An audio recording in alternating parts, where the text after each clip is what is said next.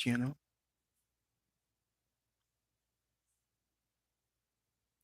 Can y'all hear me? Hit that like button, leave a comment, please subscribe to my channel. Let me know in the comment section. This is Jacob Cast 2024. Make sure you guys enjoy this video. It will be like an hour long. Enjoy the live stream. We're gonna talk about Smackdown, WWE Smackdown. We're gonna go through what happened on the show. We're gonna talk about all the messes. We'll talk about the news and rumors. And then we'll talk about the build the backlash, which is next week. Just want to say thank you for watching. Thank you for all the support. Hit that like button, leave a comment, please subscribe to my channel. Enjoy this video. Enjoy my Smackdown review. Smackdown was almost over. We got like 15 minutes left in the show. Nothing was happening on this show. And then we're going to talk about in the news and rumors for AEW. And we'll talk about the build the backlash. We'll talk about crown jewels in Australia. And then we'll talk about the releases that happened today. The WWE releases, they were budget cut today. Superstar were released. We will go through it. We're going to talk about it. Also, my video is sponsored by Jade from New York, Fightful Pro Wrestling, the Sound Dog, Joe Cronin, and the other favorite podcasters that I know of.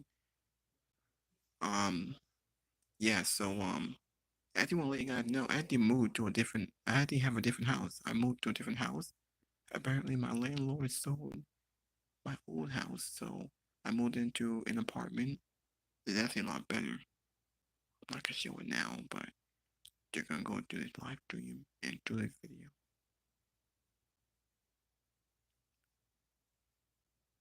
Now, this is what you're gonna be seeing. John Cena next week on Smackdown. John Cena next Friday on the Go Home Show for Backlash.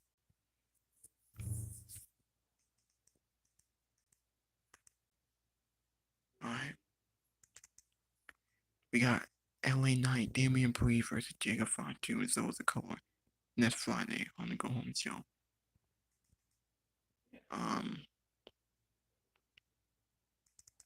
Next Friday, Jade Cargill versus Nia Jax in a #1 contender match. Whoever wins will face Tiffany Stratton.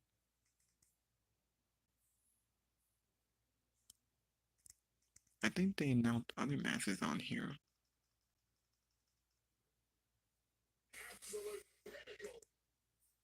Alright. Just want to make sure that y'all can hear me. Hold on.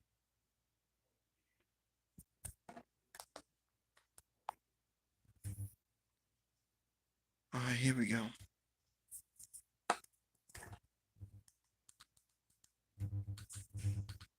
Here we go. Alright, this is what we got on Smackdown. That's what we got on Smackdown. Hold on, I gotta get closer.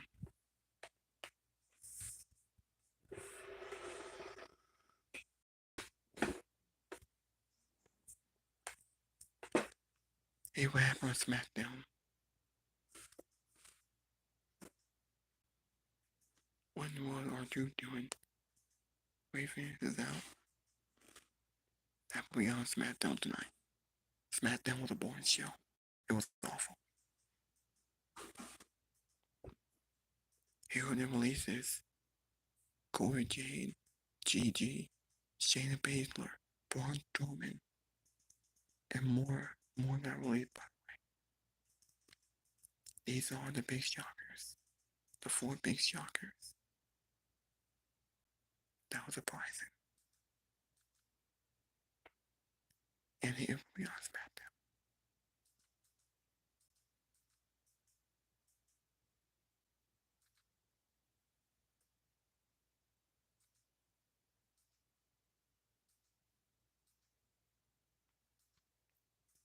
AEW.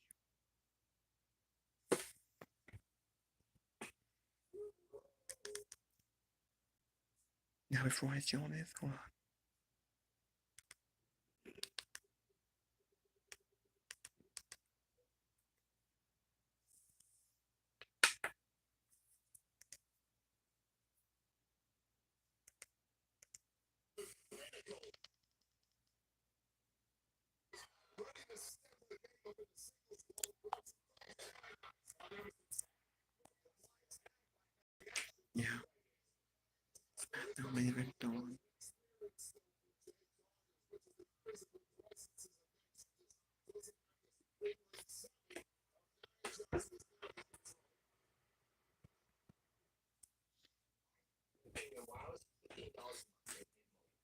Alright,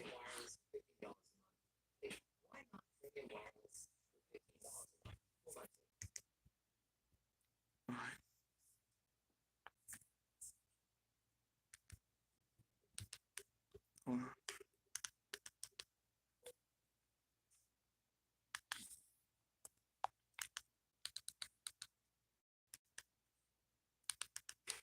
Hold on.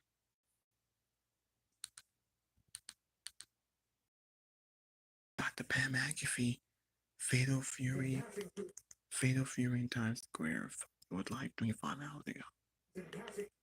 A kickoff once in a lifetime. Pam McAfee and Booker T.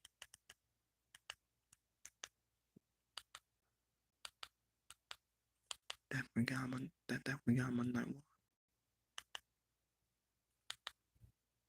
People got Smackdown. That's how the show opened up. LA Knight comes face to face with Damian Priest. They want the US title. So we got a match with LA Knight and Damian Priest. Jacob Fatu wiped them both out. Caught in the DQ. And that's when Nick Aldis announced the Fatal 4-Way match.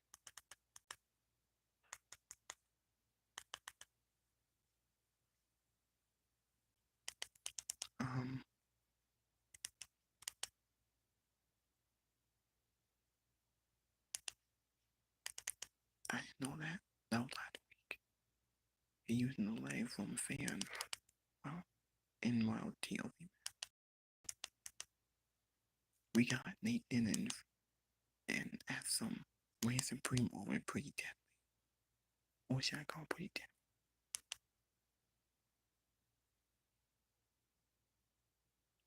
We got Tiffany Stratton and Jade. Braun with Nia Jax, Naomi. So all 40 women want the title. That's the best they can do for Tiffany because Charlotte's not there. After Black, he beat the Miz. He wiped out the Miz with the Black Mass. That was great. Then we got Winnie Sullivan for Out the Black. Something. When you want to go to promo on John Cena because Cena's not there. He'll be here next week. Orton said, I'll punch John Cena's head through the St. Louis. We got Sonya defeat Piper Niven after Chelsea Green discussing. This match was terrible. It wasn't that good. And he ended with this shit. I don't know about Leah Vega, but I don't know what to say about this. Very forgettable. That's really all I can talk about it on SmackDown. SmackDown bored. Nothing happened on this show. I think they're waiting for the go-home show. And they're waiting to get Backlash out the way until we get the Money Bank. Easy quiet, man. Nothing happened on this show. It was just filler, nothing. And again, where is Cody Rhodes? There is no Cody Rhodes on this show. He's been on, it's now 2 weeks now, he's off TV. In case you guys noticed, it was The Rock's birthday. Yes, Dwayne The Rock Johnson, his birthday was today. He's now 53 years old. I'm surprised he didn't show up. Now this is what we got on NXT. We got the tag team match with Io Sky, Jordan Grace against Roxanne Perez and Julia. A very good match. We got The Undertaker threatened over Dwayne. Ricky Sage vanquished Leslie King and you made North American champion. We got the TNA World Championship victory on the show.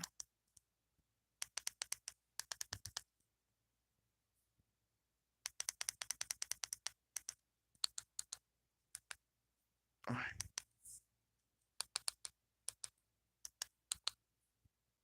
Here's Joe Cronin.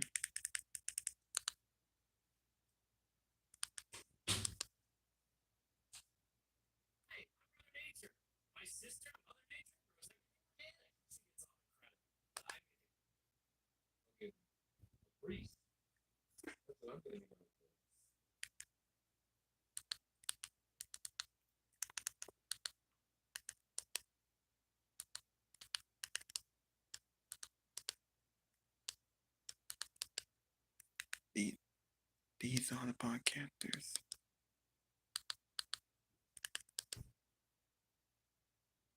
But Stone Cold made a good point.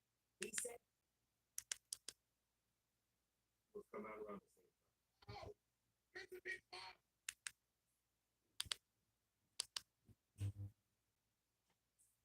So now 2 out of the 4 members. 4. Booker T.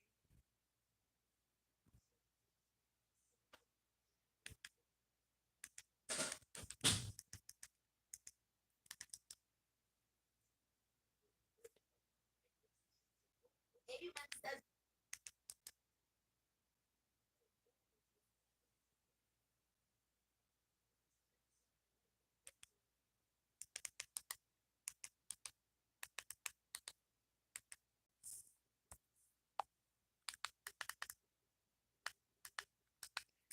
Smackdown.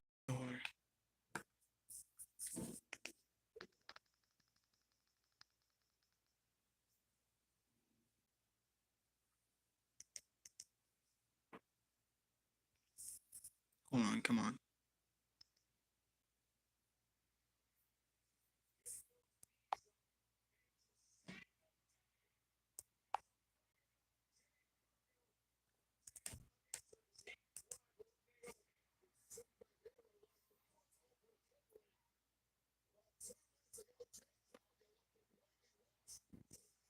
Smackdown was over.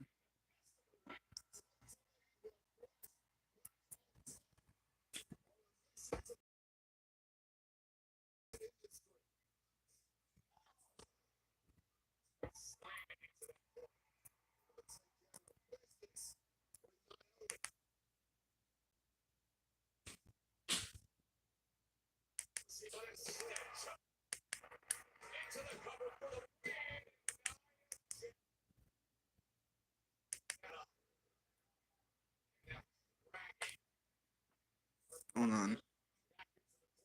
Show's almost over. Hoping that it speeds up, man. Taking a long time.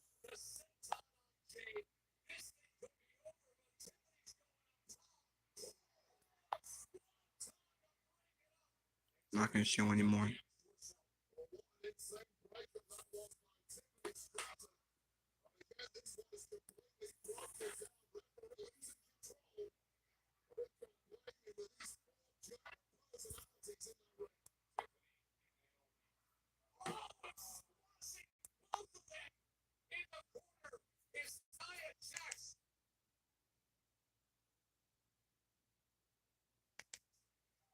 pushing them both out.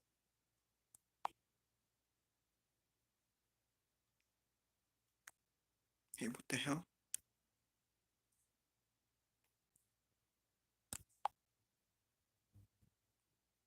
What the hell going on here?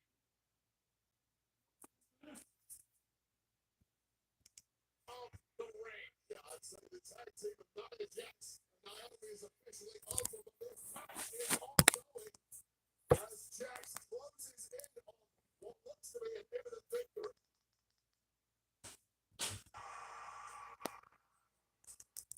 Finally, tag team match is over. Jade and Tiffany win. Jade gets another victory against Naomi.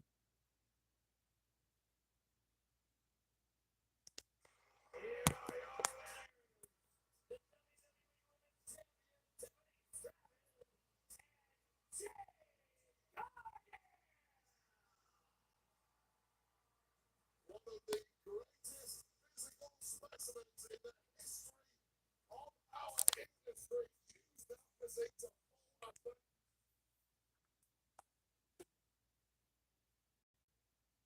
So the baby face will go over here. Not much here. Just man, this show is just boring. Smackdown is so difficult. Obviously, the 2 hour show can't come fast enough. Smackdown is awful. Nothing happened on this show.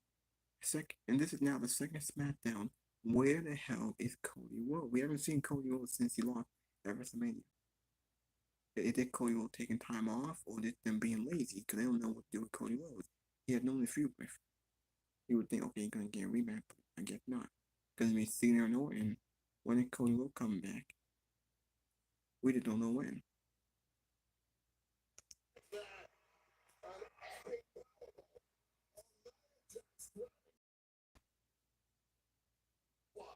We're only 8 days away.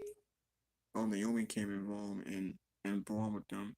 So after Jade and Tiffany won the match, Naomi came in, beat up Jade, beat up Tiffany, and she raised the title. I think Caesar planted for Naomi to definitely win the title.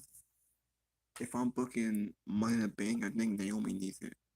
I think Naomi, I think Naomi been doing the best work of her career. She's a great. She's doing great. I'm booking her to win Money in the Bank. I think she needs it. I think she should cash in and give her one with the belt. I'm booking Naomi to win, and that's how SmackDown went off. Very good, very decent.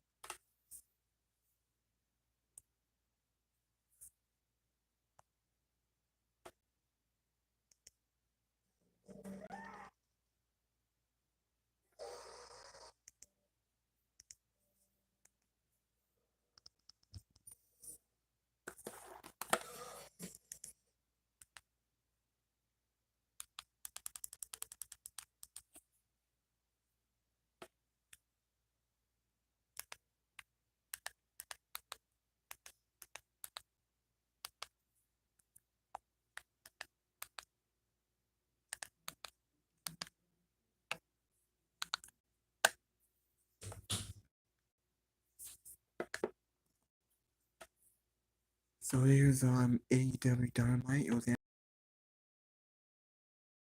Aston Page and Fisher. Here are the news and rumors. Say hello to Mercedes, your CEO. No, AEW. They said LOL. Reports claim that Mercedes Monet did not have creative.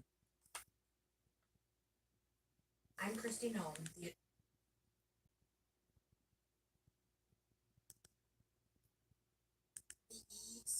ECW Arena. You guys ever wondered who exactly in the world of professional wrestling on a major level has creative control over their characters, man? If you watch AEW television, you can easily see who has creative control and who does not. But what if you read the internet today and seen that Mercedes Monet doesn't have creative control? Would you believe anybody that told you that? Because I certainly don't. We got the latest and the newest narrative going around about Mercedes right here on Off the Script. Also, with AEW, they are taking residency in Philadelphia at the ECW Arena. That sounds really cool. We'll talk about that as well. Crown Jewel. It's not coming to Saudi, but it's coming to Perth, Australia. And I got the latest on Jeff Cobb and the creative plans for the former Matanza coming to WWE. And we'll talk about Jeff Cobb right here on today. Yeah, because it's been reported that Jeff Cobb could be leaving to go to WWE at 43 years old. He could be leaving. I think he's 42 years old or 43, but if possible, he could be going to WWE. AEW take residency in Philadelphia at the ECW Arena. Perth, Australia it'll be Crown Jewel. So Crown Jewel will not be in Saudi Arabia. They'll be in Perth, Australia. SmackDown and Raw. I think those. I think SmackDown, the Go Home show, gonna be in Australia, and the Fallout show gonna be in Australia. So yeah, Crown Jewels again in Australia. So we get in Saudi. Script. It is your Friday, May 2nd, 2025. We will start with Jeff Cobb. Jeff Cobb supposedly has retired from pro wrestling. From what we know, that's not the case, and he's trolling everybody online.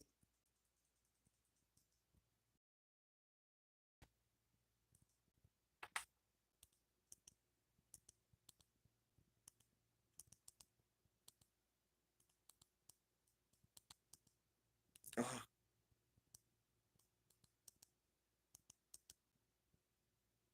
Just realized I don't have the whole list. Expecting Jade right now to get this, big opportunity, but in a second, guys. Unfortunately, Smackdown wasn't newsworthy. We were talking about, we kind of be a little bit screwed, Robin. But actually, in an all unfortunate stuff, this has been the topic that discussing throughout the watch along, and we're going to get into it here as well as get Robin's thoughts. And that is another round of unfortunate WWE releases with some pretty surprising ones. Robin, I feel like a lot of the times, especially the last few releases, were kind of like, oh, we kind of expected it for this person, we kind of saw it for this person. I thought that this mix of releases today, there were a couple of names in there that I felt like I was kind of surprised by, like I wasn't expecting them. So let's get into it. So who was released? Who wasn't released? Let's break it all down here, guys. There's just a lot. So it basically started off, and I don't even have the hold on a second. Let me pull up the whole entire list here. I just realized I don't have the whole list. All right, here we go. So Dakota Kai, Shayna Baszler, Braun Strowman, Dakota Chance, Hayden Carter, and then Cora Jade, Jakara Jackson, Eddie Thorpe, Gigi Dolan, Riley Osborne. We also had Dallas, who's also been released, and then as of like a few minutes ago, also Ora Mensa. So that's where we're at on the names of people that have been released. And it was one of those things where the news broke early in the day, Robin, and it just kept coming. Like they were going faster than I could even honestly react to. So with that being said, just kind of like an overview. How did you feel? Yeah, I would say Braun Strowman. I mean, that one is the one that the few names on there that really good. Braun Strowman, Dakota Kai, and Shayna Baszler. Given the history that Baszler had in the company in the past, Dakota Kai had rough injury luck, but this was a name that I think caught people by surprise. But to me, it was Braun Strowman more than anyone else, considering where he's been at the top of his career, the fact that he still draws curiosity and eyeballs because of his size and the spectacle that comes along with it, and how involved he was in some recent feuds. I mean, Jacob Fatu, he is part of what has gotten Jacob Fatu over to the level that Jacob Fatu is at now. Braun Strowman deserves some credit for that. Now, I know he dealt with some injuries as well, so I don't know how that factored in also, but I thought his most recent run was pretty successful. So that was the one that caught me the most off guard because of all, Shayna Baszler hadn't really been relevant in recent times. Dakota Kai wasn't really actively involved. Braun Strowman was both a star in the past and one who was getting screen time. Right. I feel like those were definitely some surprising ones. I want to go through each of them because I feel like there's a difference to touch on for all of them. Let's kick things off with Dakota Kai. Dakota Kai, she's one that I actually really felt bad about because Dakota is, dude, I just interviewed her at the Hall of Fame. She's such a sweetheart at times now. And every so passionate. And I remember when she came back to the company when she was re-signed and she came back for SummerSlam. And it was such a cool moment. And I remember all the fans sort of like expecting for Dakota Kai to finally have that run, the one that was in that she would go on champion. People wanted to see Dakota Kai win the Women's Intercontinental Championship tournament right before Lyra was. They were working to crown the inaugural Intercontinental Championship. So a lot of people were really behind her. Unfortunately, she had some injuries, but she overcame them. She was on TV even when she was injured, when she was part of the Damage Control story. A big piece in that because she was friends with Bayley, but also double timing her. And it was just, a lot that happened there. So I feel like Dakota Kai has always been someone that you've just sort of been waiting around to see when she was going to become like a main cast character, right? Like your Becky Lynch's, your Liv Morgan's, one of those people like on that level. And I just kind of feel like she was sort of, waiting for that moment to happen. Yeah, I mean, and didn't she recently express some discontent about not being involved and said she wasn't injured, which is a key point, of reference because she did have the injury. So I don't know how, again, like I said, with Braun, injuries are a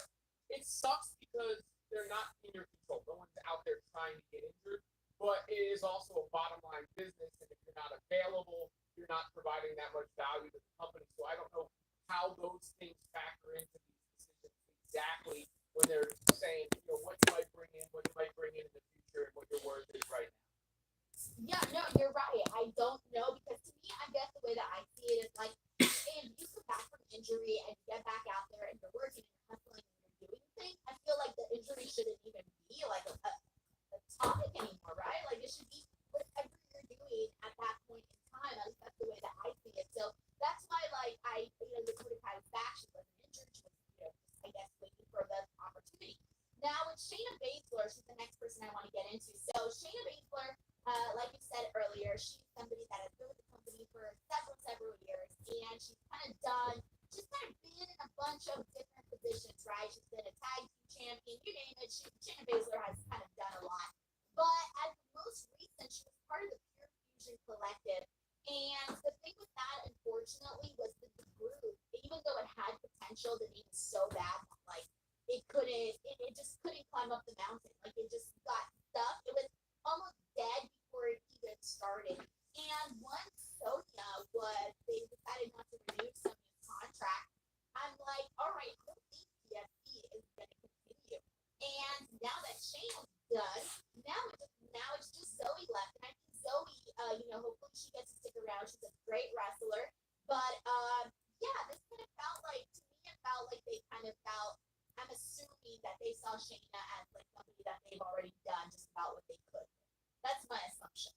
Yeah, and she had like a bit of I don't want to say an attachment, but to me, Ronda Rousey and that sort of element, that sort of lane, the real life badass MMA, that sort of background. Spring at Dave & Buster's. Our all-new game will have you taking flight without guns. Future, but if you're another company and you think, okay, who might pop a crowd when they show up? Who might, make people take us even more seriously if they're a part of what we're doing? She falls into that category. Wasn't this come out and be like picture perfect, exactly what you needed to be kind of she could be more opposite of a lot of the other women that they have there on the show. So I feel like you need women like that on the roster, and that's what I always thought Shayna was best at, was that she had that badass aura to her always, and it was not something that you had to like pretend at or work at. She just had it. So I feel bad for Shayna, but I also something in my chat brought up how like they kind of see her doing more stuff with like Josh Barnett and Bloodsport and all of that. And I'm like, yo, go for it. Like I would love to see what outside project Shayna Baszler has to do, because she's got connections, she knows people, and I think she's savvy enough to do stuff outside of WWE. Braun Strowman, we kind of covered him a little bit right now, but you're right. Braun Strowman was a surprising one. This is the second time now being released too. And it always sucks like that, right? Like it always sucks when it's not like the first time, it's the second time, because it's like, damn, man, like I thought this was gonna be it. Like I thought things were gonna get right here. And Braun, actually, into Braun, I agree with you when you said that his second run back, I was loving what he did with Fatu, with Bronson Reed, all of that. I thought he was doing a good job. I thought he did well working with the leading wrestlers, and I was not like at any point right now recently, like I wasn't over Braun Strowman, like I was entertained by Braun Strowman. So I was surprised by this one too. Yeah, I mean, look, he did work to elevate those guys. Yeah, that was selfless in a sense, especially, knowing this news that we know now, because part of the elevation of Bronson Reed and a huge part of the elevation of Jacob Fatu came at the expense of Braun Strowman, because it feels like a big deal to do any damage to Braun Strowman because of how big he is. And in this business, that there's always an element to that. There's always a selling point to somebody like Braun Strowman, because they show up and you go, holy shit, look at that guy, right? And kids have that kind of reaction, like, oh, look at that guy. And Braun Strowman, I think he did his job in this most recent run. The thing that bums me out the most about it, to be honest, is I don't know if you saw that clip, but Paul Heyman, it was when he was on with McAfee, right around WrestleMania time, right after WrestleMania, and he said that Braun Strowman was complaining about, or not complaining, but lamenting the fact that he wasn't on WrestleMania, and then Heyman was like, "That's because you suck." And for that to be, and he said it like not like in a joking manner. That might be because Paul Heyman had a lot of headlines with that one episode. Yeah. That's the one that I didn't think the Braun Strowman one. Yeah, it was a deep cut from some of his other ones were widespread headlines rather than like wrestling specific headlines. But he said it. Yeah, he said he told Braun Strowman he wasn't on WrestleMania because he sucked. And for that to be sort of this lasting impression, both in Braun Strowman's head from somebody like Paul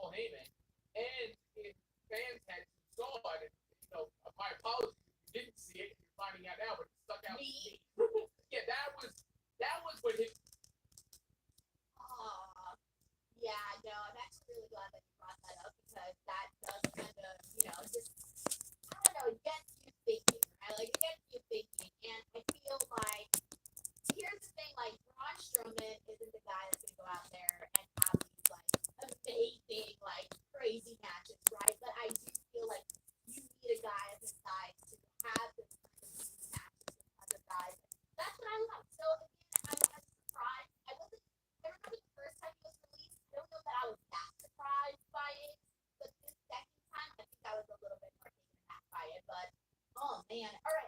Next up, we had Katana. Not surprised by this one, unfortunately. This was actually the first thing that I had seen in regards to the releases. And I was not surprised by this one. I have noticed since the NXT days that they were the girls that would go out there do the cool moves, but story wise, nothing ever stuck for them. And I remember I kept saying, like, we need to find the right personality. They haven't connected with the crowd yet. And I feel like the company sensed that too because they would put them out there, but just to have like filler matches. Like it never felt like they were the main focus. Like they were just there. But I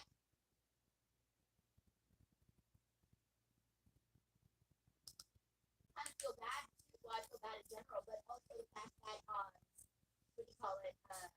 Shit, I forgot what I was gonna say about the Katana. But they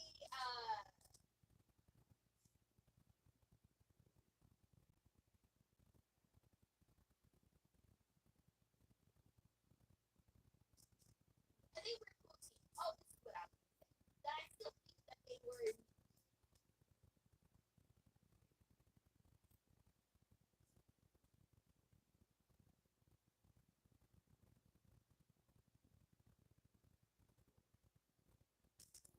we're talking about these things.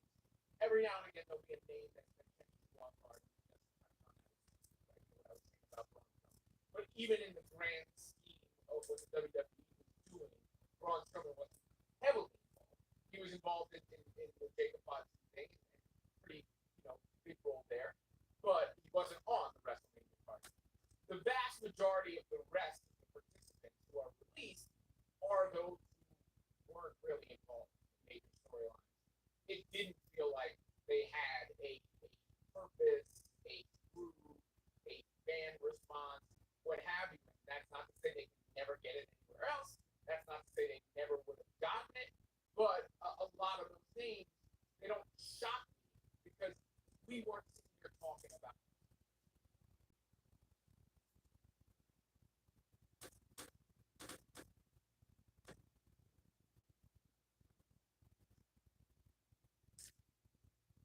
I don't shit on somebody when they're down. But it's not surprising to me that like the big where some of these they were right. I feel ya. Okay, so about that was very surprising. This was Cora Jade. Cora Jade I thought was very surprising because she's somebody that like crossing thread. She's Cora Jade. She's NXT girl. She's Cora Jade. And Cora Jade though, she did spend quite a bit of time away from NXT. There was a bit where she was gone. She came back. She unfortunately got injured. She's gone again. She came back, and we're like, all right, this is it. This is finally Cora Jade's time. And her fans were really, really behind her. Like people are really wanting to see Cora Jade become NXT Women's Champion. She's something that you were expecting to become NXT Women's Champion.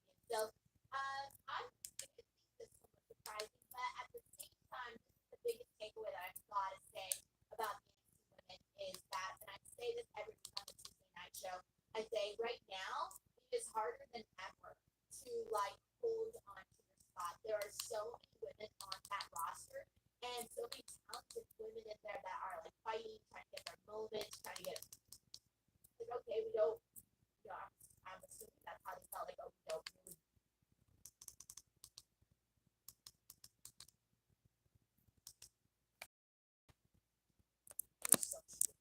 this is my life, my career.com. Start my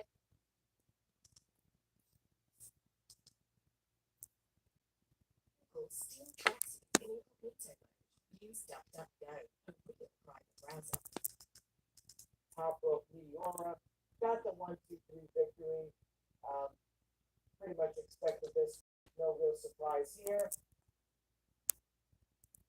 And then backstage, I'm sure there will be a much more measured take, well, from Phil at least, on these these releases. Thank you guys. Yep. This guy, he goes, thanks for letting me come on. Like it's,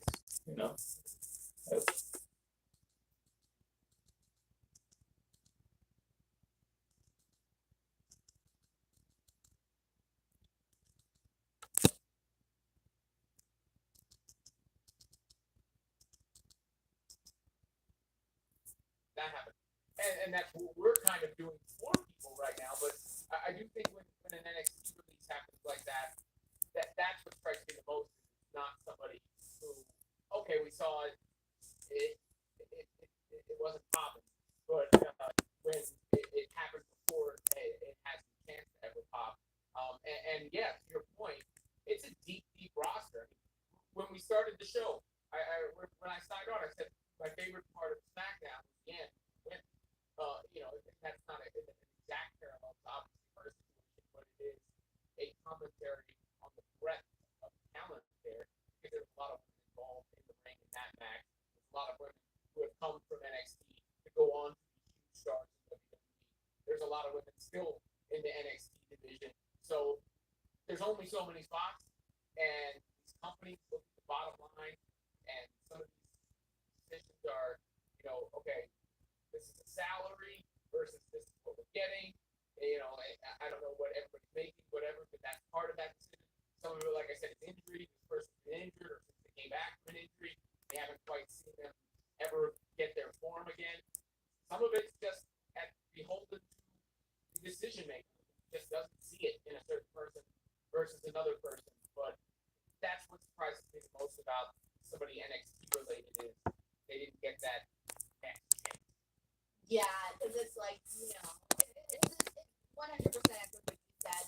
Because other people, you can say, okay, well, they were on the main roster, they had their chance. But NXT people, it's just like, okay, well, that's the developmental area. Like, that's where you go to learn. That's where you go to make the mistakes, right? Like, if you make a mistake, you better make it here. Don't make it on the main roster. So it is a different type of, okay, well, what factored into it. With that being said, some other NXT names, Hank Thorpe, Riley Osborne on the men's side, and I mentioned Dallas as well, and Cora Menza as of late. So with the men on NXT, it's a little bit of a different situation where they don't have that many men, and so I'm like, they can use what they've got. But I was very surprised. I think the one I was most surprised about for the guys was Riley Osborne, because Riley Osborne, I thought he did a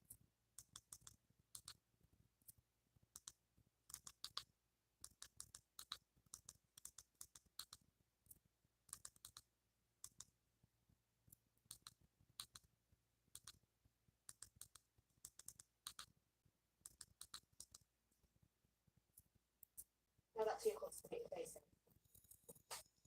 Why would I? That apparently from the looks of it. So I was very sad to see his name on there too. So that's where we're at as of right now, and who's been released and all of that. We do have the super chat, so let's go ahead. And just a heads up, guys, the NXT releases, they do have a 30-day non-compete, and then the main roster release have the main roster releases have a 90-day no-compete. So a little bit of a difference in the dates there, but let's go ahead and see what everyone is saying. I kind of know it's a little bit all over the place, but let's see. We got Anthony Giuliano here who says, what description is the release of how much release what you were surprised by. So it's always unfortunate to see anybody lose their job regardless. Robin just spoke about having been in situations like that. I've been in situations like that. I remember when I got hired from a really cool job, Robin, and I was so freaking broke at that time. During that time, and they pulled the plug about a month in.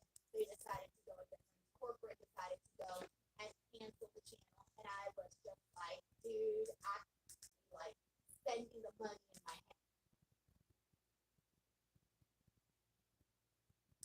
Like in whatever field it is. Of course, it's worse when it's like your dream job and you're in WWE. That's obviously the worst, but still. And then the one that you had mentioned you're most surprised by Braun Strowman. I think I was most surprised, honestly, by Dakota and Cora Jade. But it's also the public aspect of it, where people are dissecting and talking about it, because something happened behind the scenes. And I've had it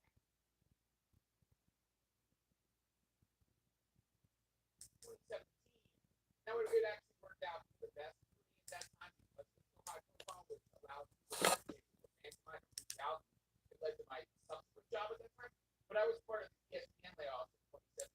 That was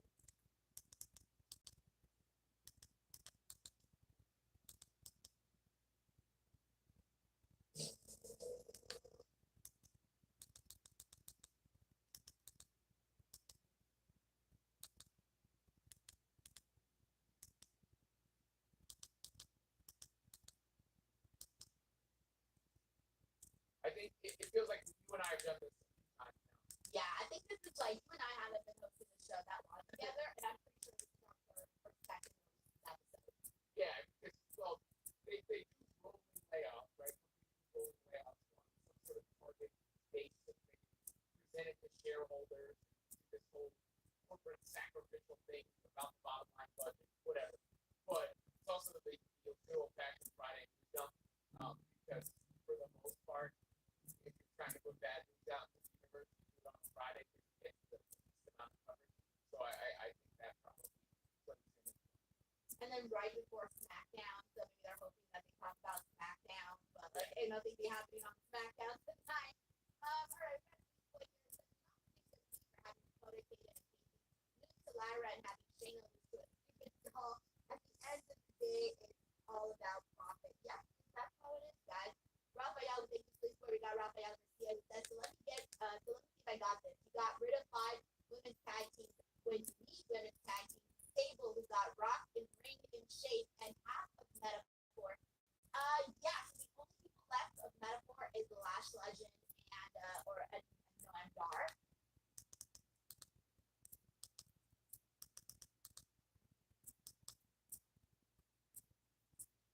A lot of Americans will never afford it. So we're going down there.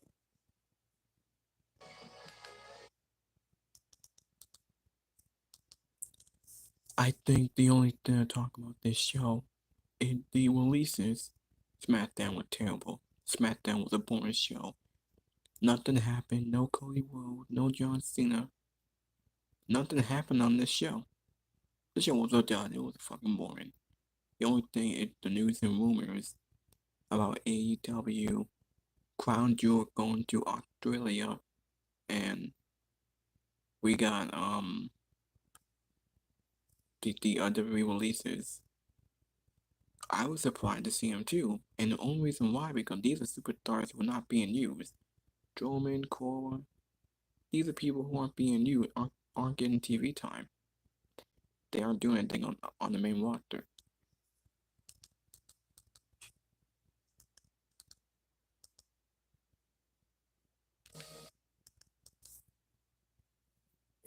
But that comes with bumps and bruises in business. And then on the other side, like the very whole business standpoint is if you're injured, you're not producing for it. You're not on television. You're not drawing. You're not doing all that. Maybe it limits your future ability because of the nature of the injury. I don't know, but it does seem like a common thread through many of these releases are performers who either were recently injured or had a noteworthy injury history. Oh man, I'm just thinking of all the people that are injured right now, and I'm like, you better not. Don't even. I'm not even gonna say it. They better not. That's all I gotta say. Well, I think to be honest, I think this is how it works, right? Like we've seen it. So the names that maybe one or two more will trickle out, but the names that were out there today are. I don't think there might be an isolated thing here and there, but not another wave until the next round of this is a round of layoffs. In a typical corporate job, it would be that the day that you know that I've been through where I've been a part of my business.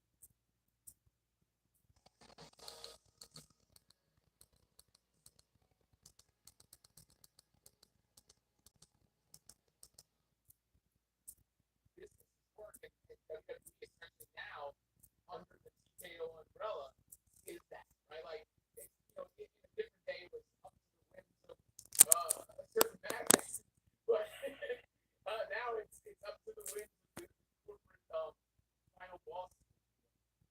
Yeah, well said. We got Shelton Jackson here says at this point when WWE announces an Australian show, you kind of have to hold your breath and assume that WWE really starts something. So that was something that Sheldon brought up, that the last time they announced the Australian show in 2023, I think he said it was,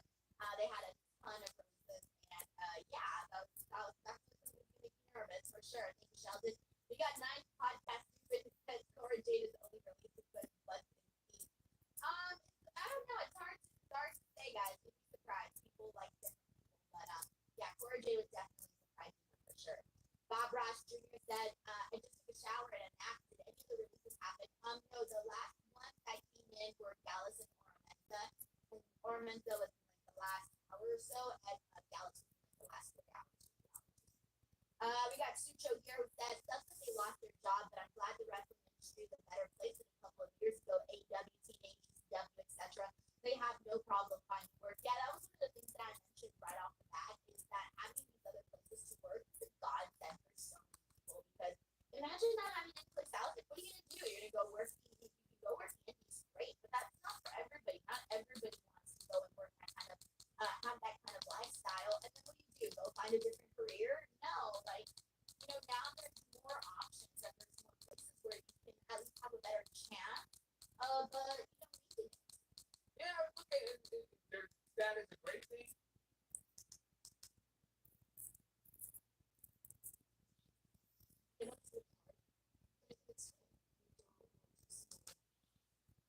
Like they did with Sonya Deville a few months ago, they weren't going to renew the deal when the deal was done. I don't know if this is a case where people have been immediately released, or, and I think in some cases the answer to that is yes. In other cases, it could be that some people maybe were informed their deals would not be renewed when they expire, but we already have talent that are online putting out their email addresses for bookings in the next 30 days. For example, if you're part of the NXT roster, you have 30-day non-compete instead of a 90-day. So there are people who are officially done, but unfortunately, the Black Friday cuts are back. Why would they do these on Friday?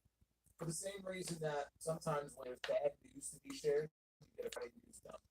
Because you hope that it'll get lost in the middle of the weekend and it won't make big headlines. In WWE, as I am sitting here talking to you right now, 15 talents between the WWE and NXT rosters are gone from the company. 15. And we don't know if there may be more to come later tonight, at some point this weekend, or early next week. We don't know. The door has been completely shut on additional releases, but we know of 15 so far. I'm going to get into this here in a little bit, give you the names and share some of my thoughts on that. As for SmackDown, SmackDown sucked. That's really the big takeaway here from tonight. It was a very boring show. I agree. No John Cena, but we had Randy Orton coming out and talking about his upcoming match next weekend at Backlash against John Cena. Didn't really have a lot to say that was too different from what we've heard him say recently, although it was a fine promo. But he did what he could, given that he was ready to bounce anything off of. We had the U.S. Championship match for Backlash announced. It's going to be a fatal 4-way. With Jacob Fatu defending his title against 3 different challengers. I will tell you who those people are going to be. Aleister Black had his first match in a WWE ring in 5 years tonight. In fact, that was the only match announced in advance of tonight's show. I looked at the lineup for SmackDown. I'm trying to put together the preview for tonight, and I go to WWE.com, and I'm looking at it, and I'm like, is this possible? They've only announced Randy Orton is making an appearance, and Aleister Black is wrestling The Miz. And that was literally the only thing they announced this 3-hour show. We'll just put one match out there. We won't tell anybody else what's going on tonight's show. Ridiculous. And we didn't get much more than that, to be honest with you. Although in the main event tonight, we did have a tag team match with the ladies, all revolving around the WWE Women's Championship, which is nice. But there was not a whole lot to get excited about with tonight's show. There was tonight as the Observer this week. Dave Meltzer, who said that he has been told June 6th appears to be the date that we will be back to 2-hour Smackdowns. I'm going to clasp my hands together and pray to the wrestling gods above that is the case. Because that date cannot come soon enough. Now, that date is not confirmed. It is supposed to go back to 2 hours. Maybe it's not June 6th. Maybe it's the week before. Maybe it's the week after. But it should be coming up in the next month or so. We have another month of these 3-hour shows. And it cannot come soon enough. Because these 3-hour SmackDowns are just insufferable. But I got news for you. with shows like tonight, if this show was 2 hours, I'd still be sitting here complaining about the same exact things. It's not just an issue of, oh, well, if it's 2 hours instead of 3 hours, everything goes back to being great or all of their problems are solved. No, you still need to have the creative and the matches to support a 2 hour show to keep people engaged. And right now, Smackdown is not keeping this fan engaged. And I know I'm not the only one. So even when they go back to 2 hours in a month, they're still going to have to shape up here and give people a show to get excited about. Right now, there's really nothing exciting about Smackdown. But going back to 2 hours will certainly be a big help. I cannot wait for that. This is your Friday Night Smackdown review. Yes, Solo will drink to that. If I still had my Rumble Punch here, yes, I would. I would drink to that. This is your Friday Night Smack.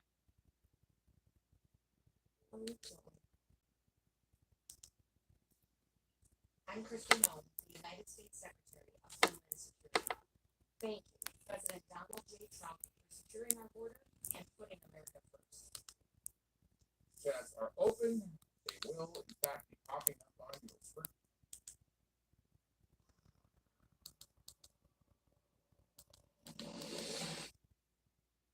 To our good friend David, who does this occasionally, has composed a poll of 177 matches that I have booked in our Be the Booker segments over the last several months. And so you need to go vote. The polls are going to be. When they get in there, Yeah. All right, we got Alistair Black submitted. Alistair Black obviously Black Cat. This went on a lot longer than I thought it would. I thought this was going to be a quicker match. Yeah, I mean, it was really all about Miz getting kicked in the face. That was kind of, which we saw kind of in a different format last week. But yeah, this is an attempt to, make Alistair Black arrival feel significant. And you know what? Credit the Miz for a second. Because this is the guy who's been a champion. This is the guy who I've seen do like in-arena MC name, maybe two, that really jump out at me as being very surprising. One very surprising, one maybe mildly surprising. The very surprising name, the biggest name on this list, is Braun Strowman. This is the second time now being fired by WWE. There's actually two people on this list who have previously been cut by WWE. But Braun Strowman, he was released once before. Triple H brought him back to the company. This surprises me because I think that what they have had Strowman doing in the time that he has been back has largely been good. One of the highlights of Raw last year was that push that Bronson Reed got towards the end of the year, late summer, early fall. And I had a lot of fun with the Bronson Reed, Braun Strowman stuff. They had their little, feud there for however long it went, maybe a month or so. But I thought the segments and the matches they had, Last Monster Standing and all that, was really great stuff. And Strowman, he was busting his ass. Remember, he hurt himself, he tore his groin, whatever the injury was, kept going. He kept working the match, trying to put the other guy over, even with a torn groin. So yeah, he got hurt, once or twice, but I thought his output was very good. And in fact, they used him in a similar role recently on Smackdown. Just like he was used to put over Bronson Reed on Raw, he's been used in the last several months on Smackdown to help get Jacob Fatu over, which, not to say Jacob Fatu wasn't over, but to give him a monster that, which is what he did. In the end, he went over in that feud. So, they had their use for him, and I guess he used up his usefulness, and they decided, well, we don't really have another role for him, and so we're just going to get rid of the guy. And, I feel bad for him because not only do I think, he was putting in good work, and you can certainly find roles for him and things for him to do on the show, but they had that roast of WrestleMania a few weeks ago after WrestleMania Sunday. And there was a moment during the roast where Strowman was there, and Strowman asked the question why he wasn't on the WrestleMania card. And it was Paul Heyman who piped up and said something to the effect of, because you're shit. Now, it was a roast, but, you look back on that now, and it's like, all right, well, first of all, this guy wasn't on the WrestleMania card, and the last thing of note that he was involved in was a roast coming out of WrestleMania, which he was not a featured part of. Steel tracks over winter. You stepped up better and put the private browser. So many different excuses, so many different people crying about a bunch of different shit online. It's genuinely embarrassing that I have to see all of this happening and all of this being said, and there's not one fucking person that has a fucking clue as to what's going on. The fake outrage is the most infuriating and frustrating thing that they could possibly do in a time like this. WWE let talent go because WWE, and this will not be the end. This let talent go because WWE is constantly bringing talent in. Let go. WWE has an entire performance center that they are cultivating into potentially the future of the company. Some of which might be ready to go now. And they don't have spots for them on TV. WWE has set aside an entire fucking reality show. A lot of which will end up probably in the performance center. WWE has extended this reality show to a season 2 that will have another 20 or so potential talents trying to make it into WWE. The machine never stops. It never stops. While you're sleeping, it's still going.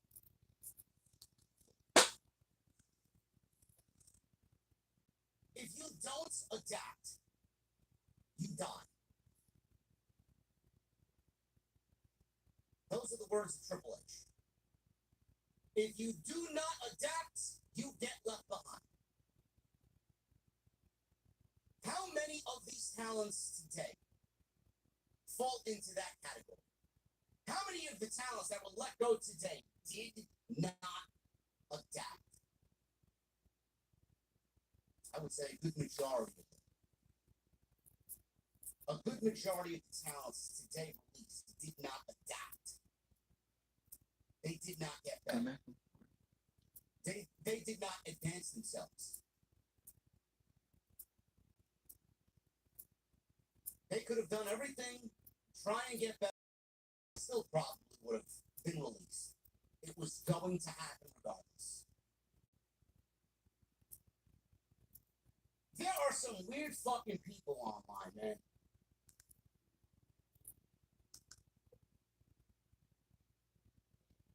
People online, man. As you could just tell, they weren't doing anything with it. Right? I mean, you can kind of get a sense with a lot of the people that I'm going to be naming here on this list. As a complete and total shock to you, the WWE would part ways with them because if they saw real value in them right now and investing television time in them, they would have been actively on television and really pushed in some meaningful way. The fact that Dakota Kai has been off camera, off WrestleMania, not doing much. I guess, what was the last match she even had? I mean, it might have been the Intercontinental title. It's not a huge shock that they would say, okay, you know what? We're not doing anything with her, so we're going to let her go. It's unfortunate because there were things that you could have done with her, even in a tag team sense. I'm going to talk more about the tag teams here in just a second. Clearly, WWE is not going to fuck about their supposed women's tag team division, for which there is none.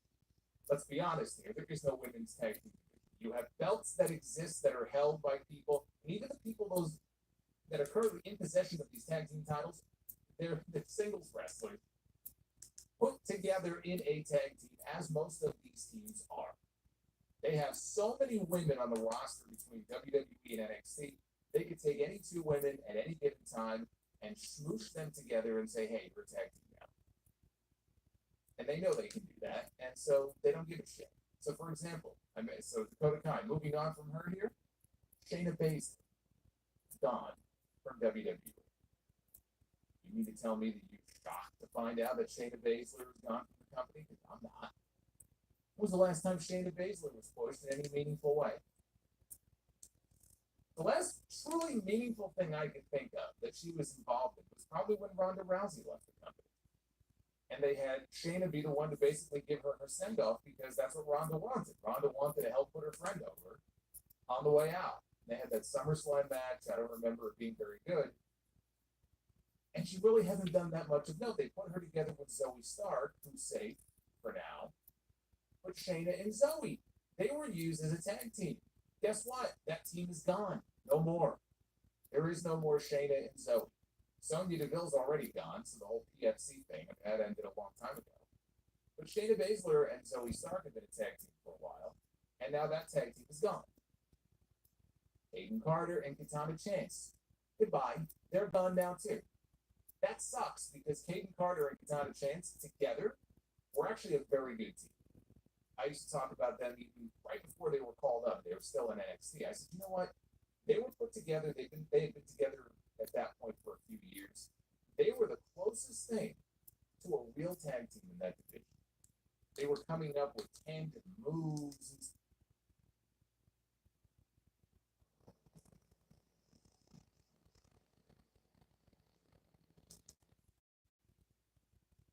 it's not a bad testimony to your career or thing to put at the top of your Wikipedia. Exactly. Put it in the bio. Put it in the bio. Second most WrestleMania match of the time. For history, since they have such a fast one. But I don't know exactly what this callback would be. You know, but I mean, Through the windshield because to me, a match that I just I thought people run with a little bit is that John Cena is the ultimate puppet for others at a tell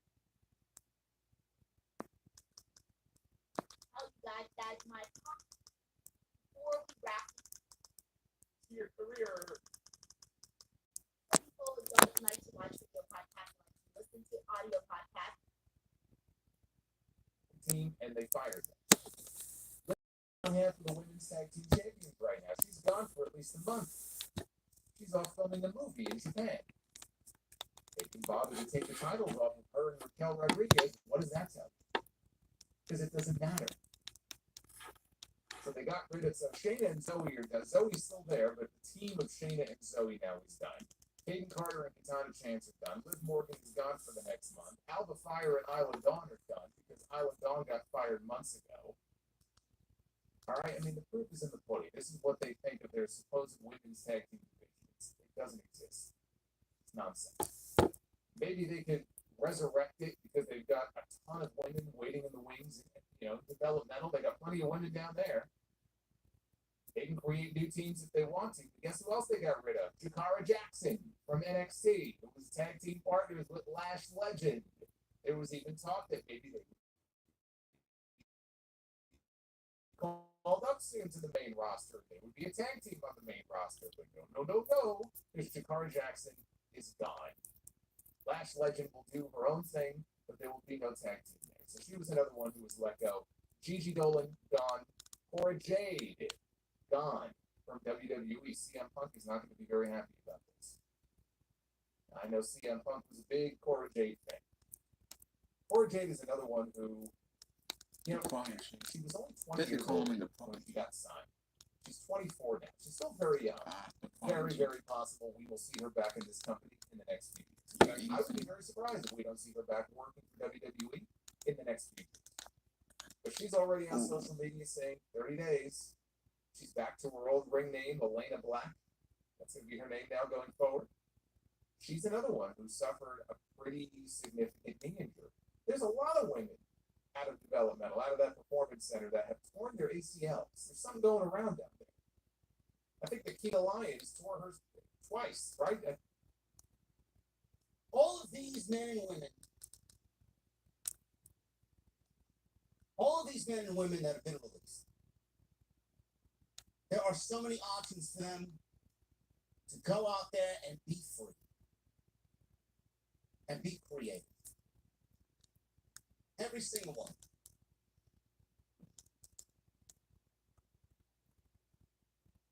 The tag team division.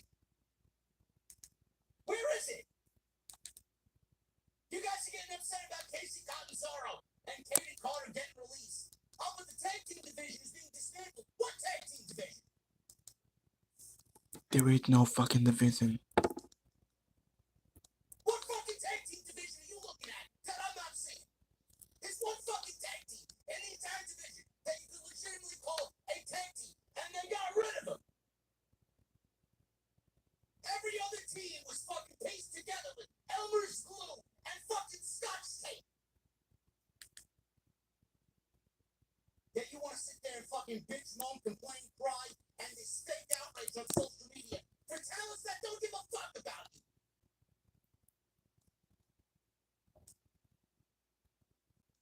Oh, but Cora and Jade had so much potential just from that 106.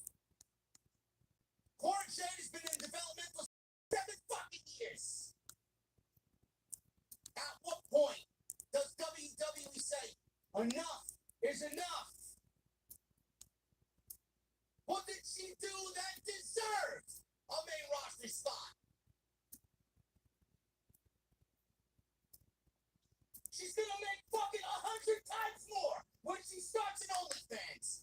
Garen fucking T, and the first people that are gonna sign up are the people fucking bitching and moaning, and they'll forget all about March or May 2nd. I don't even know what fucking month we're in. May 2nd, 2025.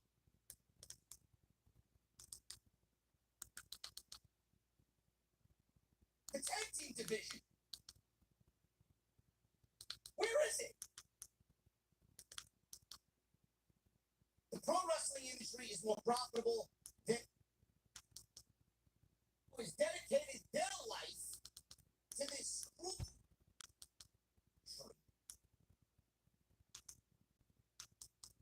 Go online, man. A good majority of the talents today release didn't act.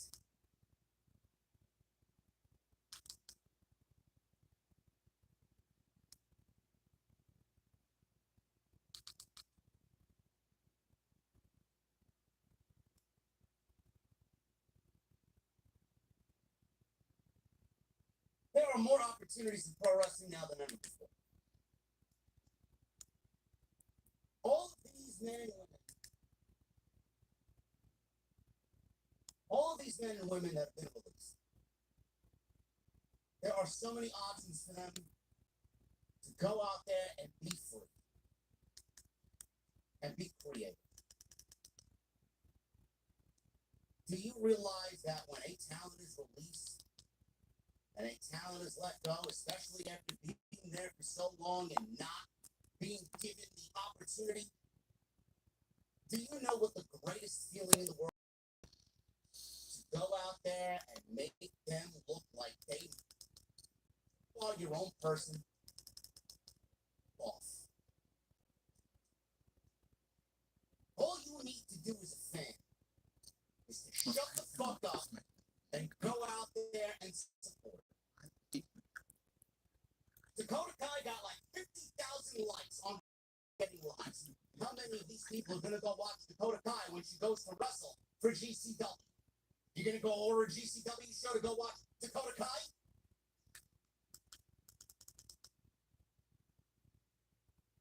No, you won't. No, you won't. You like what you like and you want them to work where you... My God, this has affected me. The independent pro wrestling scene, which right now is as hot as... If you're only maxing out a 401k, you could add a Robinhood IRA with a 3% contribution boost. Single week of selling out buildings, to set this escape record, and this is the highest grossing WrestleMania of all time. Nobody is doubting that WWE is making money hand over fist. That's not really the issue. You can make $1 gazillion. It doesn't matter how much money you have. You still only have so much TV time. And what you don't want to do is constantly sign people, and then you have scores of wrestlers have nowhere to go but sit in the back and wait their turn, and maybe that turn never comes because there just isn't enough time for them. We got to get Aleister Black over here. We brought him back, and Rusev is back now. We got to get him TV time. Ricky Starks eventually is going to make his way up from NXT. And he'll be on the main roster. All these people. So of course, cuts were going to have to be made. Here we are. Post WrestleMania. You can almost set your clock to it nearly every single year. This is what happens. Especially now when they're bringing in all these names. So what are you going to do with all these people? These people all of a sudden become expendable. When you sign an Aleister Black, all of a sudden the Oro Mensa or a Riley Osborne feels expendable. And they're the low-hanging fruit. They're the ones, they're going to be first on the fire. That's why somebody like a Braun Strowman really surprised me. Now, maybe it was a case where Braun was also making a shit ton of money. I don't know that he was making the same, salary that he was making the first time he worked there when they brought him back. He came back for less money. He was getting paid. Whatever it was, he was getting paid. Maybe that factored into the decision. They said, look, we're not featuring him in any prominent way, and we're paying him all this money. Let's just let him go. For him, that may have played a role in this as well.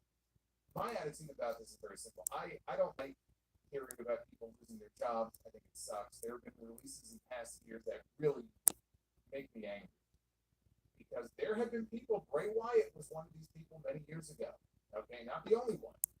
But I can remember that one distinctly where it's like, are you fucking kidding me? Because you have people that have the potential to be so much more.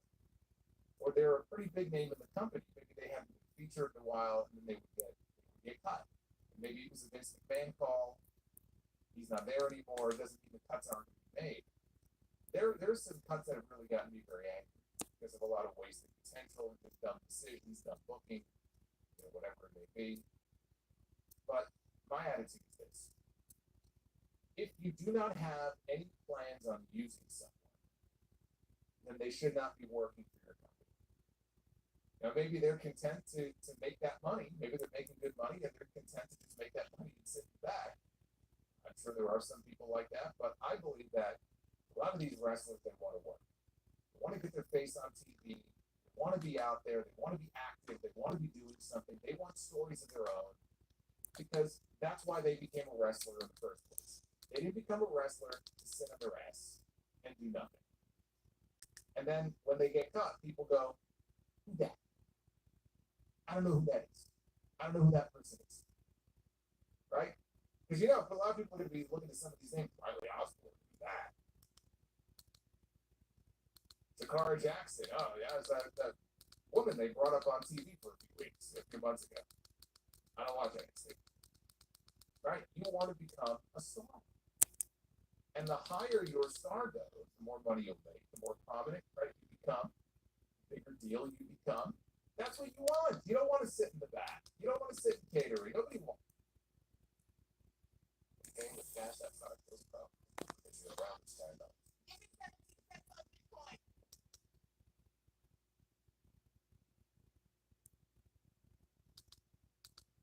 Gil and Tiffany Stratton. I don't see what the big fucking deal is. When she does. For fuck's sakes, Mercedes just started a fucking hotline for magazine VIPs where you have to pay $100 a month to text back and forth with Mercedes money. Buy a fucking t-shirt. Stop drumming up the bullshit and making it about yourself and this fake outrage, this fucking fake crime, and all this other fucking bullshit. These men and women will be fine. Exactly. Grayson opening up an OnlyFans from what I read tonight. I agree. 7 days. She's gonna make more money than she ever did in WWE. You don't think Cora Jade is gonna open up an OnlyFans? She's going to be the next Mandy Rose when she does. For fuck's sakes, Mercedes just started a fucking hotline for magazine VIP. As soon as she goes over there and you see Dynamite. That's it, man. Fuck AEW. My heart's broken. How could she do this? What a traitor. She was right below the WWE. How many people stopped caring about the States when she went over to AEW? A lot. Big fans. Big fans. The IWC makes me fucking physically ill.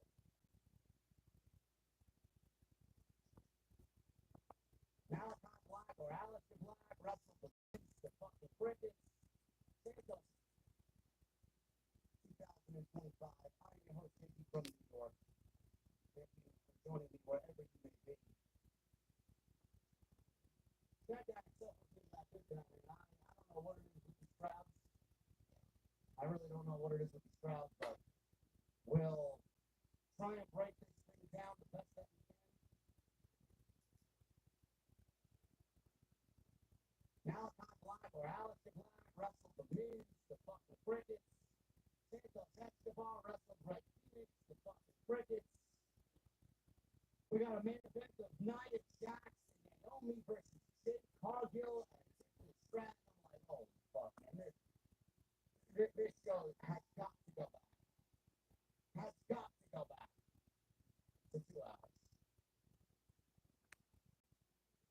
Follow me on social media at Jade from NY206. Oh, release again. For this stop is more important than whatever happened on Friday. Let's get into the release. I got the whole breakdown of it with you guys. For Friday Night Smackdown, several talents also confirmed their releases by WWE as well as Fightful Select and PWInsider.com. The names released tonight. There could be more. Braun Strowman, Dakota Chance. Yes, Braun Strowman released again.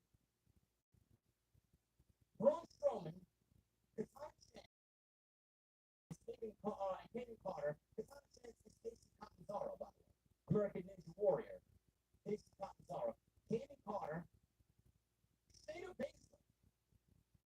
Dakota Kai, who's the one that upset everybody. Gigi Dolan. Eddie Thorpe. Gee. What I said months ago must have been correct, Mr. Thorpe. Otherwise, he'd still be there. Cora Jade, Dakota Jackson, Riley Osborne, Joe Coffey, Mark Coffey, and Wolfgang. And then Oro Mensa, who was a part of Metaphor with Jakara Jackson. Last Legend survived, and Noam Dar survived. I am not surprised by any of these names outside of Braun Strowman. Yeah, I'm not. me neither. And I'm being brutally honest. I am not surprised by any of these names except for Braun Strowman. Yeah. We'll start with Braun Strowman.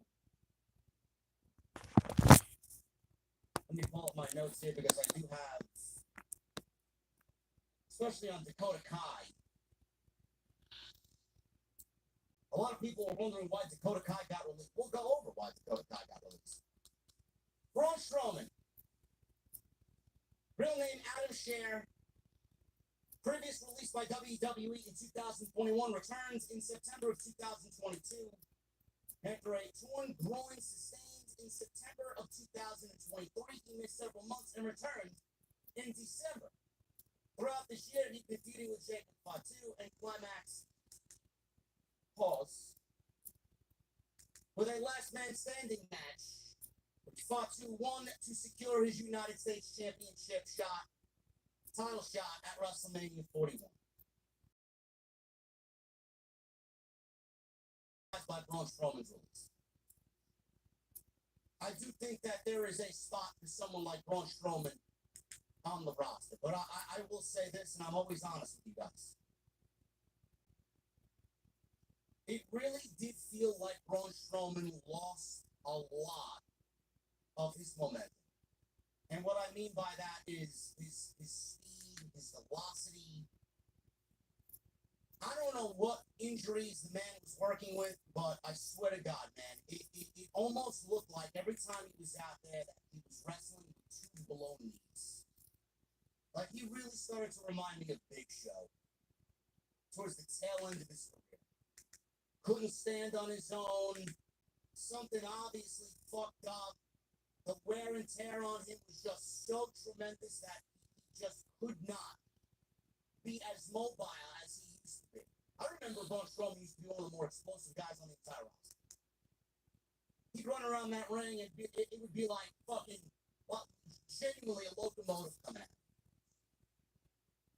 I don't know what he was dealing with. The injuries obviously did not help him out. He had knee issues, the groin issue. But I will say Triple H did a very good job of using Braun Strowman to his abilities and to his strengths in the time that he's been back since he returned in 2022. He played a role, he did it well, he worked with everybody that he needed to. He had some very good matches with Jacob Fatu. And he put Jacob Fatu over the hump to get him to the United States Championship. So when you look back at Jacob Fatu, Braun Strowman doesn't give a fuck about what I have to say, but I'm going to say some nice things about him because I genuinely think he did a very good job in this go. This is the same fucking guy that said the next time he saw me, he was going to beat me up, and he told me to shut the fuck up and go eat my hot pockets in my mother's basement. A real fucking clever joke, bro. Thank you.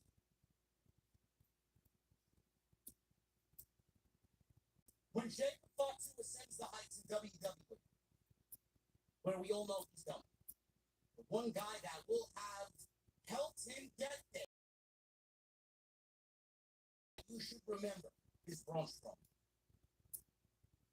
He's the one guy I'm genuinely surprised by to see his release. I don't know if he wants to continue doing this. I don't know. I don't know if he's going to wrestle on the indies, take some time for himself. Obviously, he's got a 90-day non-compete now. What is he going to do? Does he want to keep doing this? This is the second time in WWE. You guys know what he did the first time, and what he said in his first time. He basically buried all the independents and everybody that worked for the indies because they didn't work for WWE during the pandemic. Nonetheless, is Tony Khan going to bring in? Would he be interested in bringing in someone like Braun Strowman? Probably not. Big men don't fare well over in Jacksonville. So no, I don't see that happening.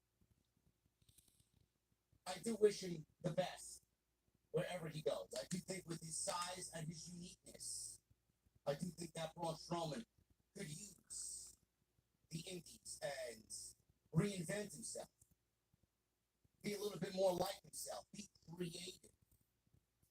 Do something that you're not allowed to do in WWE. Be a little bit more you. I think he'll be fine if he ends up going to the indies. Dakota Kai. This was the biggest name that people complained about on this list of people. Real name, Sherry Crowley, or Cherie Crowley, is also being released for a second time after her deal was not renewed back in 2022.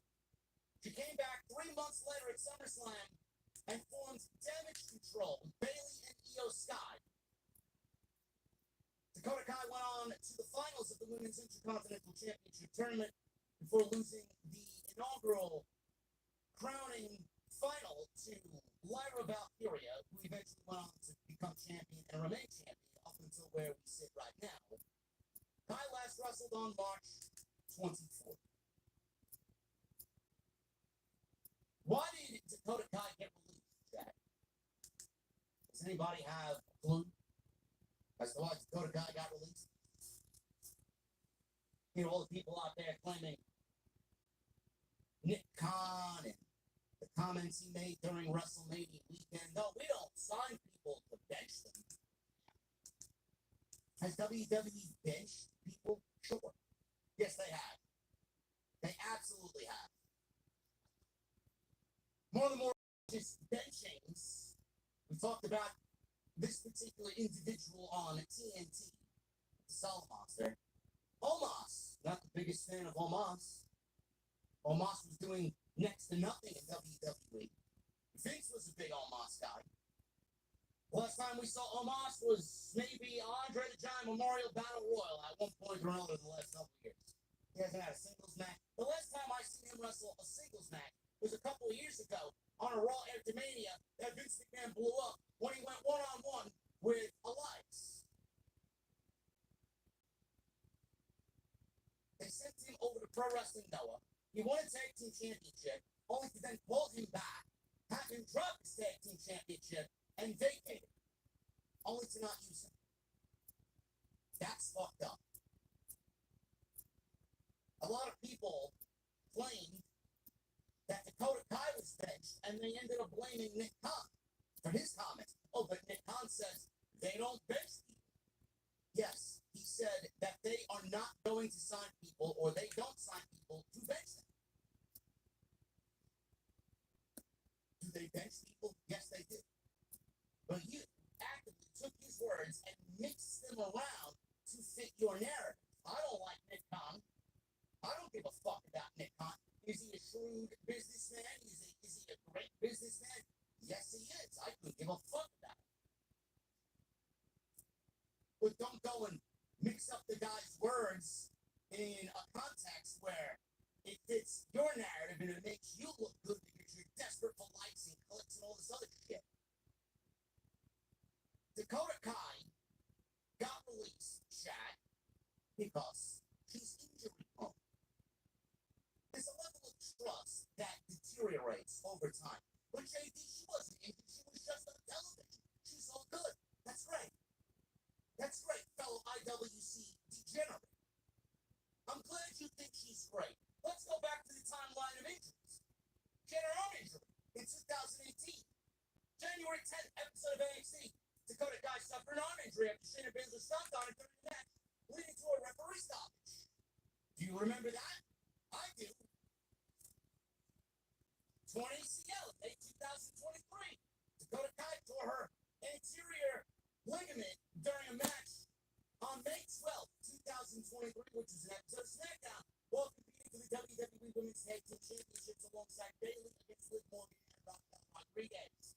This injury required surgery and sidelined her for approximately 10 months, with her return to the ring in March of 2024. You're lucky WWE didn't add 10 months of injury time on top of her existing contract. So cry, bitch, moan, and complain that Dakota Kai got released, but WWE could have absolutely added injury time on top of Dakota Kai's contract if they certainly wanted to. August 24, last year, torn meniscus. Dakota Kai suffered a torn meniscus in her right knee, reported after a backstage angle on the August 5th episode of Raw. She underwent surgery and was out for 12 weeks. This year in January, she got a concussion. Dakota Kai sustained a concussion during a tag team match on the January 20th episode of Raw. This was resulted from a rough bump on a missile dropkick from Zoe Stark. She was pulled from WWE's road schedule and placed in a concussion protocol with no confirmed return date as of the latest report. She did end up wrestling just this past March. Chat, again,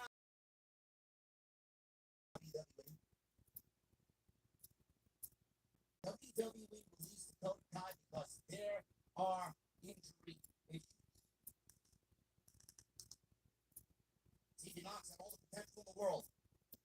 The return on their investment, WWE's investment, is basically deteriorating. You're burning money at that point. You're wasting money at that point.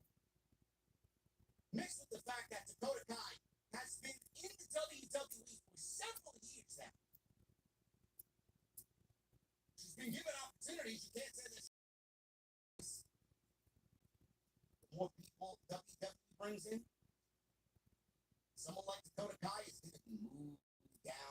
roster, and then worst case scenario, ultimately released. How did Dakota Kai stand a chance on Monday night when they're looking at a roster of Rhea Ripley, Liv Morgan, Io Sky, Stephanie Backair, Julia, Roxanne Perez, and whoever else they want to bring up from NXT? How is could Dakota have been a compliment to them? Sure. Not everybody could be a superstar. You're going to need to eventually have some people that need to lose or have to be put in a position to lose to those other talents. But everybody's acting like this is the end of the fucking world. Dakota Kai was not going anywhere. Ask yourself this: Dakota Kai superstar out there, the one with the fucking posters and the pictures on the wall and the fucking tissue box and the bottle of lube standing next to your bed, as you fantasize over Dakota Kai, and you're 30 minutes early to all her Twitch streams. This is for you. Would you rather not get an opportunity as a part of the active main roster, or would you rather see her go out there and do something and light the fucking world on fire? I know what I would want if I'm Dakota Kai. Surely I don't want to get released. But if I'm not being used, how do you think me feel? If I'm not getting an opportunity and I'm healthy, how do you think that makes Dakota Kai the only female that the company has on their roster that seemingly the company just passed them by? I mean, the fucking company, for Christ's sakes, is passing Charlotte Flair by. She don't even feel the same with this new incoming crop of talent. You think Dakota Kai is going to fucking stand the test of time here? Get over yourself, bro.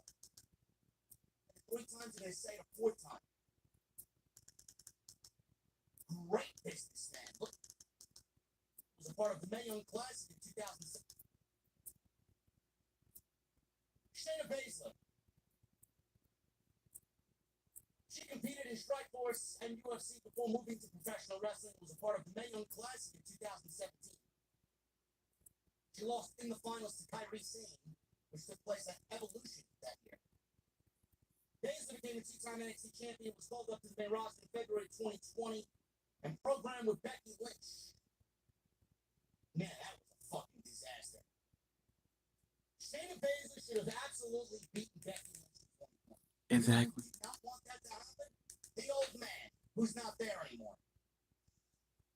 Imagine Shayna Baszler, who was on the up and coming off one of the most dominant female championship runs in NXT history, gets pulled up to the main roster and is not chosen to go over a pregnant Becky Lynch at WrestleMania inside an empty gymnasium. Imagine that. And you guys want her to still remain with the company? 2-time NXT champion, was called up to the main roster in February 20. Becky Lynch. Baszler would win the women's tag team titles on 3 occasions with Nia Jax twice, and then one with Ronda Rousey.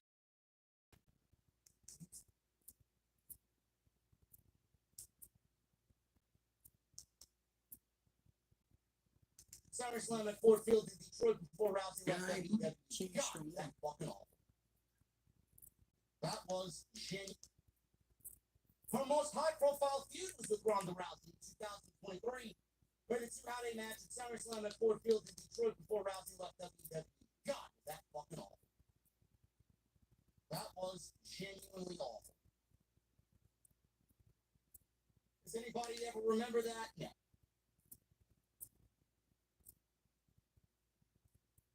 What was Shayna doing?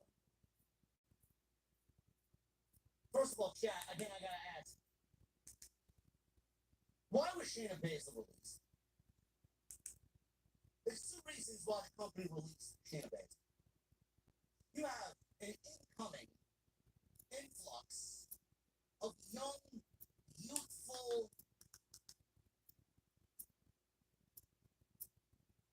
won't admit it because it would be fucked up if they do. So I'm gonna tell you because I don't give a shit. Yeah. Shayna Baszler or Stephanie Becker? Shayna Baszler or Roxanne Perez? I mean, the more you understand how WWE operates, she can look the part. Vince took one look at Shayna Baszler and said, This is what you wasting my money on. She's not blonde. She's not.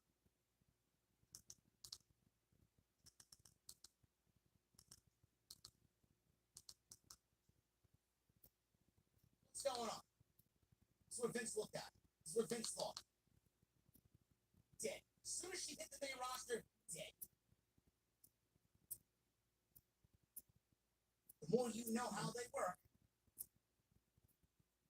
the easier it is. Shayna was fucking fantastic in NXT. How they let that go, how they squandered that, it's fucking pathetic. When Triple H couldn't run WWE at that time, it was all Vince McMahon.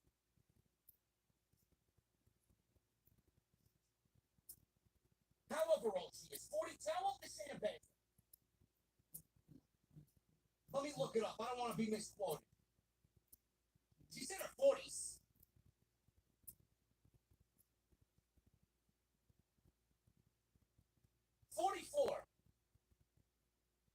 She's 44 years old. You don't think age isn't played a part in that? Oh man, you got another thing fucking. Braun Strowman, Dakota Kai, and Shayna Baszler. Not surprised. I'm surprised it took this long for Shayna Baszler. I thought Shayna was going to get released after the Rousey feud. I'm surprised it took this long. Oh, but WWE they dismantled their women's tag division, taking the head like the most sense. Katana Chance. This is Casey Catanzaro, by the way. They renamed her Katana Chance because WWE was on this fucking thing where they had to give everybody a new fucking name. Came from a gymnastics background and competed on American Ninja Warrior before signing with WWE in 2017.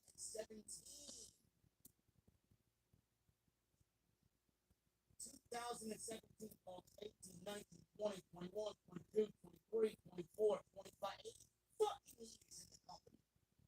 8 years in the company, and she got called up to the main roster last year. 7 years in NXT developmental and 1 year on the main roster. Gee, where's the return on WWE's investment there? He's been teaming with Jade and Cora for the past 5 years, where they won WWE and NXT Women's Tag Team titles. The two were drafted to Raw in 2023, and the two were recently part of the Women's Tag Team title #1 contenders golf match to determine the challenge at WrestleMania 41. They lost in 1 minute to Bayley and Lyra.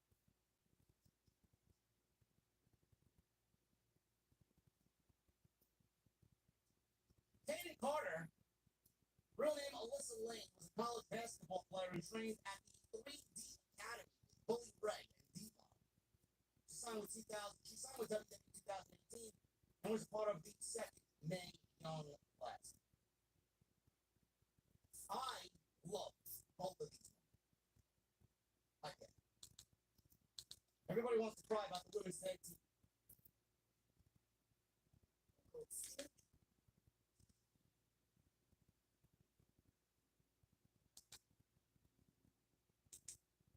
Babyface, better feel. But he's just feeling excited when I see the baby. So, in other words, But this is not a tag team. Lyra and Bayley are a tag team. Me, him, and B-Fab are not a fucking tag team. Natalia and fucking what's her name? From Alpha Academy. Not a tag team.